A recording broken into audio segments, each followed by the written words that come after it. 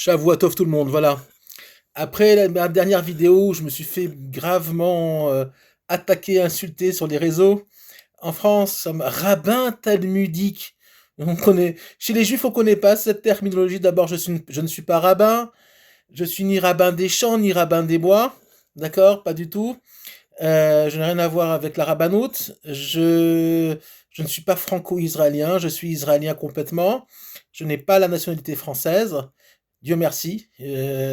Mais je voudrais quand même expliquer certaines choses à ceux qui me regardent, qui m'aiment bien ou qui m'aiment pas, c'est pas grave, sur ce qui se passe actuellement et on va faire une petite analyse sur les événements en cours et les événements passés.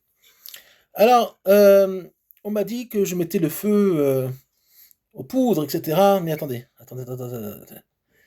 Mohammed, le prophète de l'islam, lui-même n'a pas attendu l'État d'Israël, hein, c'est bien loin, il y a 1300 ans à peu près, pour mettre le feu aux poudres. Tous les juifs de Médine ont été assassinés. Tous les juifs de Khaybar, une grande partie des juifs de Khaybar en Arabie Saoudite ont été assassinés. D'accord, une autre partie s'est sauvée dans les montagnes, a vécu dans les montagnes d'Arabie Saoudite pendant plusieurs siècles. Et d'ailleurs, ils se sont bien vengés de tout le mal qu'on leur a fait. D'accord. Euh, Dans l'histoire beaucoup plus récente, euh, à l'époque, il y a, dans les années 30, à Hebron, les massacres de Hebron, il n'y avait pas encore l'État d'Israël, c'était le mandat britannique. D'accord. Donc c'est du bullshit tout ça. L'antisémitisme islamique, comme chrétien d'ailleurs, ne date pas de 1948. Ok, il est, on va dire, bimillénaire, un peu moins pour les chrétiens, et il est, puisque le christianisme a commencé à devenir antisémite, on va dire réellement un peu avant le Moyen Âge, et l'islam déjà à sa source, puisque Mohammed a assassiné hommes, femmes et enfants juifs depuis le début. Voilà. D'ailleurs, mais pas que les hommes, pas que les juifs. Ils ont assassiné tous ceux qui ne voulaient pas se convertir à l'islam, que ce soit en Perse, puisque les Perses n'étaient pas en Iran, les Perses n'étaient pas musulmans, et ils ont conquis, d'accord, les Arabes, les musulmans de l'Arabie Saoudite, donc avec leur tête Mohammed, ont conquis toute l'Afrique du Nord, l'Iran et les pays alentours, et ont passé au fil de l'épée tous ceux qui n'allaient pas dans leur sens. C'est de l'histoire, c'est des faits vérifiés, c'est pas ma façon de voir, c'est pas ma façon d'interpréter l'histoire, ce sont des faits et rien que des faits. Maintenant, j'ai une question à poser. Euh, S'il y avait eu, bon, c'est pas possible parce que nous, c'est pas dans notre mentalité, mais si à Bandai, il y avait eu à la place de Hanouka une fête musulmane sur la plage de Bandai et qu'un père et un fils juifs, pour se venger du 7 octobre, avaient commis aussi un attentat. Que se serait-il passé en Australie et dans le monde entier? Je vous laisse seul avoir la réponse, d'accord? À Bondi, on a assassiné hommes, femmes et enfants, d'accord? Le président a apporté des fleurs, le premier ministre de l'Australie. Ils vont peut-être mettre une stèle, d'accord? Et next, comme on dit, qui est le prochain, d'accord? C'est déjà oublié. Ahmad, celui, le Syrien courageux, qui a osé s'interposer entre le terroriste et les victimes, et a aujourd'hui une fatwa sur la tête, à savoir que Daesh a promis de l'assassiner. Donc vous voyez bien, on sait qui est qui, et je vais vous poser encore d'autres questions. Et je ne donnerai pas les réponses volontairement, puisque mes, mes propos sont coupés, déformés, transformés, puisqu'on est dans un mensonge maladif et purement antisémite, il faut le dire. Et bon, c'est pas nouveau, vous allez me dire. Maintenant, une autre question. Est-ce qu'on a vu un juif en France, ou en Angleterre, ou en Allemagne, casser des magasins parce qu'on vend des produits halal? Non. Est-ce qu'on a vu en Europe des juifs rentrer dans des églises et assassiner, couper la tête d'un curé? Non. Est-ce qu'on a vu en France des juifs ou des chrétiens, ok, faire des attentats dans des salles de concert, ou dans des restaurants, ou dans des cafés? Non. Est-ce qu'on a vu, on était obligé, parce que les enfants musulmans ont été obligés d'être extraits de l'enseignement public, de l'école publique, parce qu'ils sont musulmans? Absolument pas. Beaucoup de cantines aujourd'hui sont halal, etc. Par contre, les enfants juifs, oui, absolument. Aujourd'hui, à Paris, en tout cas, en province aussi, mais en province c'est beaucoup plus difficile parce que les structures sont différentes. Et est-ce que vous savez qu'aujourd'hui, beaucoup d'enfants juifs sont même dans des écoles catholiques en province, même à Paris? Pourquoi? Parce qu'un enfant juif aujourd'hui ne peut plus étudier dans une école publique. D'accord? Et le gouvernement ne fait rien pour. D'accord? Pour protéger ces enfants-là. Donc il faut arrêter de raconter des salades qui met le feu aux poudres et qui fait quoi? Ok? L'État d'Israël, les Juifs d'Eretz Israël, eux se défendent. Et si vous voulez, le public antisémite, qu'il soit chrétien ou musulman, je parle des antisémites évidemment, n'a pas l'habitude qu'on leur tienne tête. Ils ont l'habitude des juifs en pyjama, ils ont l'habitude de quand on nous passe par l'épée, alors on se tait. Eh bien, habituez-vous à une chose. Non, on va pas se taire. Non, on se bat et on va se battre. Israël a réussi ces dernières années, ok, à mettre à plat 350 millions de musulmans autour d'elle, d'accord? La Syrie, ok, l'Égypte ne bouge pas, la Syrie, le Liban, l'Iran, et arrêtez de dire que c'est les Américains. Les Américains n'ont pas envoyé un soldat se battre pour l'État d'Israël, pas un, d'accord? Zéro. On se bat par nous-mêmes, oui, alors on achète des armes aux États-Unis et ailleurs. Et alors? Et alors? C'est de bonne guerre.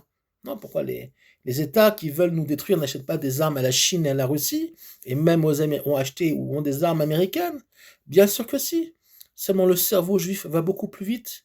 Le cerveau juif, euh, malgré lui, est obligé de trouver toujours, ok, de nouvelles inventions, des nouvelles, on va dire, solutions pour pouvoir préserver son intégralité et sa survie au Moyen-Orient, ok, qui est le berceau trimillénaire du Ham Israël depuis Abraham, même plus que trimillénaire, depuis Abraham Avinu, on est sur cette terre, on a été aussi, on a été déporté, destruction du premier temple et deuxième temple, et nous sommes dans la période du retour. En gros, ça marche comme ça. Il y a eu 2000 ans de ce qu'on appelle de Tohu, d'accord? C'est Chazal qui enseigne, les maîtres d'Israël anciens, donc si on peut appeler ça comme ça, enseignent comme ça. Il y a eu 2000 ans de Tohu, 2000 ans de confusion, okay? De la descente d'Adam Arishon, du niveau du Gan Eden jusqu'à Avraham Avinu. Avraham Avinu, dans la parashat Lech Lecha, à partir du moment, au début de la parashat Lech Lecha, quand il a commencé à faire ce qu'on appelle des nefashot acharan, il a commencé à convertir, si on peut dire comme ça, les gens à l'idée d'un Dieu un, il avait 52 ans. Là vont commencer 2000 ans de Torah. Non, c'est pas à partir du don de la Torah, c'est à partir d'Avraham Avinu. Va être renvoyé de la famille d'Avraham Ishmaël, relisez la Bible, ok, parce qu'il se comportait très mal. Sa mère était la servante de Sarah, ok. Seul Yitzhak, et c'est marqué dans la Torah noir sur blanc, va continuer la maison d'Avraham. Okay. Ishmaël va recevoir certains cadeaux, des cadeaux essentiellement matériels, ok, et Yitzhak va continuer la maison d'Avraham, puis il va se séparer de Esav, ok, et c'est Yaakov qui va être obligé de prendre le droit d'aînesse de Esav, qui était trop occupé à courir les filles et à s'occuper de la matérialité de ce monde-là. Je le fais de façon très, très rapide et très grossière, c'est beaucoup plus profond que ça. Et ça a été une obligation spirituelle, puisqu'il c'était un irresponsable, bien que il amenait, comme il marquait, du bon gibier à son père, il nourrissait son père, mais malheureusement c'était qu'une nourriture, on va dire, matérielle, même si c'est important. Et finalement, Essa va perdre son droit d'aînesse parce qu'il l'a vendu pour un plat de lentilles. Les lentilles, on sait très bien que les lentilles représentent le secret qui se cache derrière les lentilles, c'est ce monde-là. À savoir que finalement, ce qui intéresse Esav dans son essence, c'est ce monde-là, le monde de la matière, le monde de la matière, le monde tel qu'il est, et pas les mondes spirituels. Donc finalement, Yaakov va être obligé même s'ils sont jumeaux, mais il est né en deuxième, va être obligé de prendre sur lui la responsabilité, non pas que des mondes spirituels, mais aussi des mondes matériels, puisque dans la Torah, le premier verset nous enseigne une chose. Bereshit bara Elohim et Shamaim veta haaretz. Shamaim vaaretz représentant Shamaim, le monde spirituel, et haaretz, les mondes, le monde de la matière. Finalement, l'un et l'autre sont une seule chose, puisque le premier jour de la création ne s'appelle pas le premier jour, mais le jour 1, à savoir où les deux, une chose, toutes les choses qui sont décrites dans le premier jour de la création sont des choses qui sont unies, et il n'y a pas de différence entre Shamaim vaaretz. On doit faire descendre les mondes spirituels dans les mondes de la matière, et les mondes de la matière doivent, par leur action, influencer sur les mondes spirituels. Donc on a 2000 ans après de Torah, d'accord, avec tout le livre de la Torah, qui va donner le livre de la Torah, les enseignements, parce que Torah veut dire enseignement, les enseignements qu'on va recevoir au Sinaï, par prophétie, par le biais de Moïse, on va rentrer sur la terre d'Israël, de Canaan, si Yoshua, et la terre de Canaan va se transformer dans l'histoire tout doucement en Eretz Israël. Pourquoi en Eretz Israël? Parce que finalement la terre d'Israël est une terre qui ne peut s'appeler Israël que quand elle devient Israël. Canaan étant, le mot veut dire Achna'a en hébreu. Canaan veut dire Achna'a, c'est-à-dire que pour entrer en état d'Israël, sur la terre d'Israël, il faut être dans une très grande humilité et pouvoir accepter les défis qui sont devant nous sur la terre d'Israël. Par exemple, quand Yaakov va revenir de Lavan, sa fille Dina va être violée par malheureusement Shrem et Hamor. Hamor veut dire âne en hébreu, mais ça veut dire surtout matériel, le monde de la matière.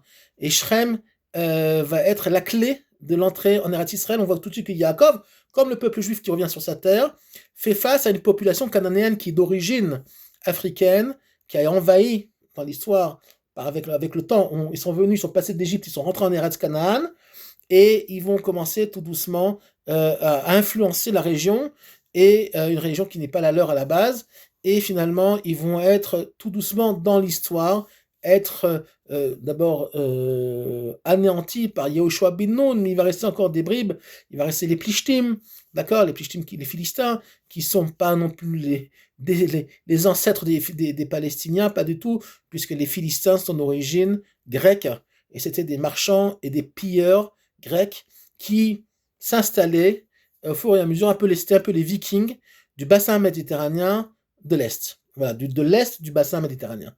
Donc finalement, toutes ces populations-là vont poser problème à Yehoshua bin Nun, et vont poser problème dans toute l'histoire juive, au roi David, etc.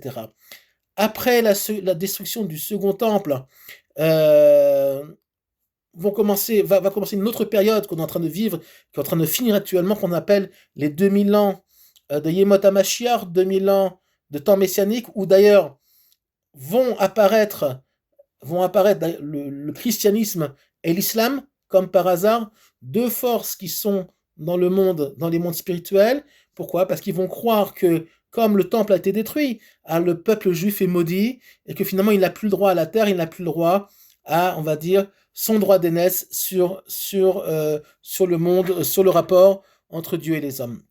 C'est une grande erreur, puisque le retour d'Israël sur sa terre prouve le contraire, la réussite d'Israël sur sa terre prouve le contraire, et finalement un tri est en train de se faire dans l'humanité, entre finalement non pas les musulmans, les chrétiens et les juifs, pas du tout, mais dans chaque nation, chez les chrétiens, chez les musulmans et même chez les juifs, se fait un tri de finalement qui va avoir le droit de continuer dans ce monde-là, et qu'il y a des musulmans, et je le dis dans tous mes cours, il y a des musulmans très bien.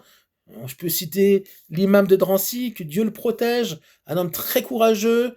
Lui aussi, il a une fatwa sur la tête. Lui aussi, on veut le descendre parce que c'est un homme qui est profondément humain et profondément bon et compréhensif sur le comportement que doit avoir un être humain, un fils d'Abraham, un vrai, dans ce monde-là. Et je lui passe le bonjour si un jour il voit ma vidéo. Voilà, tu es invité à la maison, à manger, à rire avec moi, pas à boire un verre de vin parce que tu n'as pas le droit, mais on peut manger des gâteaux sucrés ensemble. Il n'y a pas de problème. On n'a aucune haine envers personne. On a un combat à mener, et ce combat est contre tout simplement les démons de ce monde qui se trouvent partout.